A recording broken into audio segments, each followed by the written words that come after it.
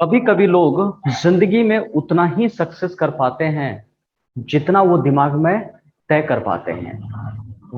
आज मैं आपको बताऊंगा कि इंडेक्स फंड क्या होता है और ETF and index mutual fund में डिफरेंसेस क्या क्या होता है। कभी कभी क्या है ना कि मान लो कि मार्केट अगर 5% ऊपर गया है तो मेरा जो इन्वेस्ट किया हुआ पैसा वो 1 या 2% ही ऊपर जाता है। या मान लो कि मार्केट अगर 1% डाउन गया तो पता चला मेरा जो पैसा है 5% डाउन चला गया।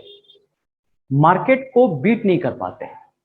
तो बहुत लोग को स्टॉक किस स्टॉक में इन्वेस्ट करे उसका आइडिया नहीं हो पाता है। तो सबसे जो बेस्ट तरीका होता है वो होता है इंडेक्स फंड के थ्रू जाना। अगर मुझे कुछ भी नॉलेज नहीं है स्टॉक के बारे में तो मैं इंडेक्स फंड के थ्रू जाऊंगा ताकि कम से कम मार्केट तक या मार्केट को मैं बीट कर सकूं। तो इसके लिए सबसे जो बेस्ट तरीका होता है वो ईटीएफ होता है।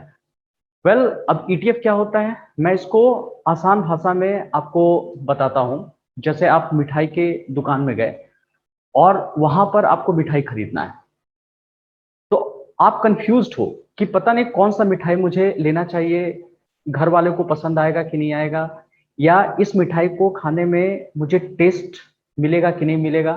अगर एक मिठाई पर मैं पैसा इन्वेस्ट कर दिया तो आप क्या दिमाग लगाते हो, आप उस दुकान के लगभग बहुत सारे मिठाई का छोटा छोटा टुकड़ा आपने पैक करवा लिया।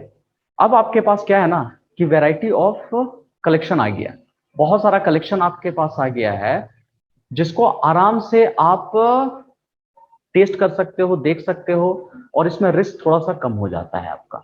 तो उसी तरह क्या है कि एक निफ्टी और एक सेंसेक्स हो गया। निफ्टी 50 कंपनी का कलेक्शन है, डिफरेंट डिफरेंट सेक्टर से 50 कंपनी ली जाती है और वो कंपनी जो अपने सेक्टर में लीड कर रहा है तो उसके शेयर्स को, उसके स्टॉक्स को कलेक्ट की जाती है। सेंसेक्स 30 कंपनी का कलेक्शन है और डिफरेंट डिफरेंट कंपनी और डिफरेंट डिफरेंट सेक्टर्स से कंपनी को लिया जाता है, उसके शेयर्स को लिया जाता है। अब आपको क्या करना है कि ईटीएफ खरीद लेना है।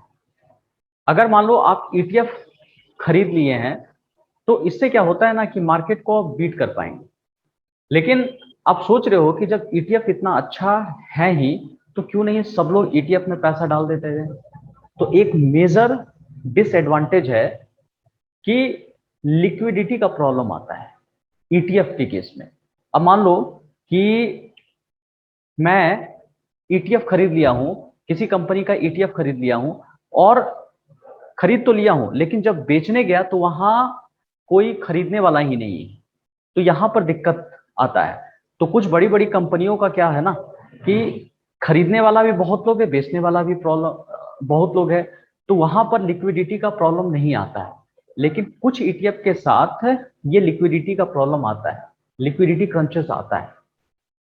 तो एक बार क्या हुआ कि मार्केट मान लो कि 10% ऊपर गया तो लोग वहां पे खरीदने तो जा रहे थे लेकिन कोई बेचने को तैयार नहीं था, तो वहां पे लिक्विडिटी क्रंचेस आई। तब सोचोगे इस प्रॉब्लम को कौन सॉल्व करेगा।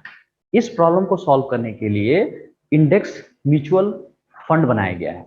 ये इंडेक्स म्यूचुअल फंड क्या होता है, ये ऐसे म्यूचुअल फंड होते हैं जो बहुत सारा पैसा को पूल करते हैं और फिर जाकर के वो इंडेक्स फंड में लगाते हैं वो। लेकिन इसमें एक छोटा सा डिसएडवांटेज क्या है कि जब आपका पैसा वो कलेक्ट करेंगे और इंडेक्स फंड में लगाएंगे और लिक्विडिटी की प्रॉब्लम को सॉल्व करेंगे, आपको जब पैसा चाहिए वो पैसा दे देंगे। आपको जब लगता है कि नहीं मुझे अब पैसा मुझे वापस चाहिए तो वो पैसा आपको देते हैं।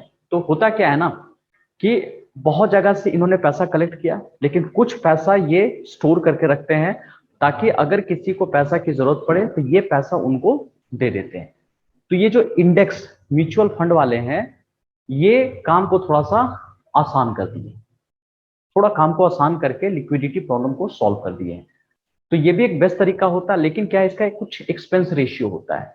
तो जब भी आप इंडेक्स म्यूचुअल फंड खरीदे तो जरूर कुछ चीजें आप ध्यान में रखेंगे, जैसे कि उसका AUM कितना है, एसेट अंडर मैनेजमेंट कितना है, दूसरा की ट्रैकिंग एरर कितना है, और तीसरा एक्सपेंस रेशियो कितना है। अगर ज्यादा एक्सपेंस रेशियो होगा तो आपको प्रॉफिट थोड़ा कम मिलेगा। और दूसरा ये भी चेक करना है कि मान लीजिए कि उसके पास बहुत सारा पैसा आया, तो बहुत ज्यादा पैसा तो वो लिक्विडिटी के लिए तो नहीं रखता है ना, बहुत ज्यादा पैसा साइड करके स्टोर करके तो नहीं रखता है। अगर बहुत ज्यादा साइड करके रखेगा तो वो मार्केट में पैसा नहीं जाएगा, और वो मार्केट में पैसा नहीं जाएगा तो प्रॉफिट क्या होगा कि कम होगा, उसका प्रॉफिट कम होगा। क्योंकि जब उस कंपनी को प्रॉफिट कम होगा तो आपके पास भी यहाँ पर प्रॉफिट कम आने वाला है, आसान भाषा में बता रहा हूँ। तो ये सब कुछ चीजें आपको चेक यहाँ पर करना है। अब जैसे मैं कुछ बता रहा हूँ कि ये सब कुछ इंडेक्स फंड है, करीब 14 से ज्यादा इंडेक्स फंड है। जैसे कुछ इंडिया में जो इंडेक्स फंड यूज होता है वो मैं आपको बता देता हूँ।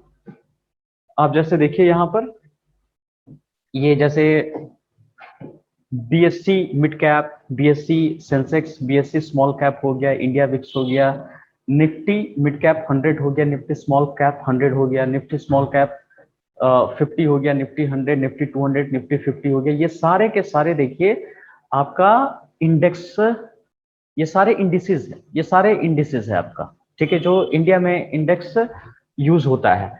अब क्या है कि लेकिन मुझे क्या चाहिए ना, एसेट मैनेजमेंट कंपनी चाहिए जो इस इंडेक्स में पैसा लगाता है।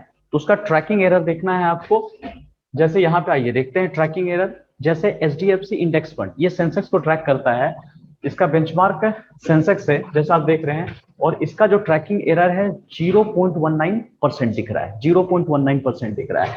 अब HDFC का इंडेक्स फंड जो निफ्टी को ट्रैक करता है, निफ्टी 50 को ट्रैक करता है, उसका 0.31% है।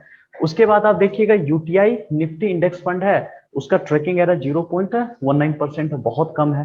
तो आप इस तरह से देखिएगा, और मैं लास्ट में आपको सजेशन दूंगा कि स्ट्रांगली मैं क्या रिकमेंड करता हूं और मैं पर्सनली किस जगह यूज करता हूं। बस एक सजेशन है, इसको मेरा सजेशन मान करके आप डायरेक्टली इन्वेस्ट ना करें, अपना भी दिमाग लगा लेंगे और किसी एक्सपर्ट से जरूर सलाह ले लें आप। उसी तरह ये सारा का सारा आप चेक कर सकते हैं। एक्सपेंस रेशियो, ये तो ट्रैकिंग एरर बता रहा हूं, कुछ एक्सपेंस रेशियो भी देख लीजिए। जो कुछ 7 lowest expense ratio mutual fund है, UTI Nifty next 50 index fund regular है, तो इसका जो एक्सपेंस रेशियो देखिएगा तो इट इज 0.27% लिखा हुआ है, 0.27% यहाँ पे लिखा हुआ है। उसी तरह DSP का है, और साथ ही साथ फिर ICICI प्रूडेंशियल का भी मिल जाएगा, सबका आप देख सकते हैं। तो मेरे हिसाब से जो लगता है कहीं कहीं देखिए डिफरेंट डिफरेंट साइट में थोड़ा अलग अलग भी हल्का फुल्का वैरी करता है, तो उसको 2-3 आप वेबसाइट से जरूर चेक कर लें। और मेरे हिसाब से जो लगता है, जो मुझे बेस्ट प्लान लगता है वो UTI का लगता है, उसके बाद HDFC का लगता है, उसके बाद SBI का लगता है। तो आप इन सब में से किसी एक को रिकमेंड कर सकते हैं, इस पर कुछ आप फंड इन्वेस्ट कर सकते हैं। बस ये सजेशन है मेरे तरफ से, लेकिन पहले अपना दिमाग लगा ले। तो ओवरऑल आज हमने क्या सीखा, मैं थोड़ा समराइज कर देता हूं।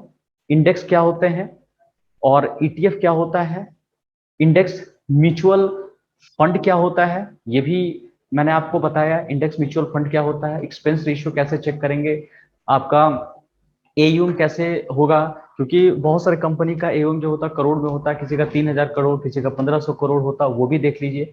अब मान लीजिए 3000 करोड़ हो गया तो उस कंपनी के पास बहुत सारा पैसा आया हुआ है, किसी के पास कम है तो मतलब कम पैसा आया हुआ है, वो सब भी आपको देख लेना है। और ये भी चेक कर लेना है कि वो कितना पैसा मार्केट में डाल रही है, कितना पैसा लिक्विडिटी के लिए रख रही है, ताकि लिक्विडिटी के प्रॉब्लम को सॉल्व किया जा सके। तो उम्मीद करता हूँ कि ये वीडियो थोड़ी सी इंफॉर्मेटिव लगी होगी, और वीडियो को जरूर शेयर करें। और कहते हैं ना, if you support the world selflessly the whole universe will help you endlessly. अगर सेल्फलेसली सपोर्ट कीजिएगा तो एंडलेसली आपको मदद भी मिलने वाला है। अपना सजेशन सुझाव कमेंट बॉक्स में जरूर लिखिए। आप भी छू सकते हैं सफलता की ऊंचाई अगर वीडियो पे कर दिया like, comment, share and subscribe. अगले वीडियो मिलते हैं, बाय, टेक केयर।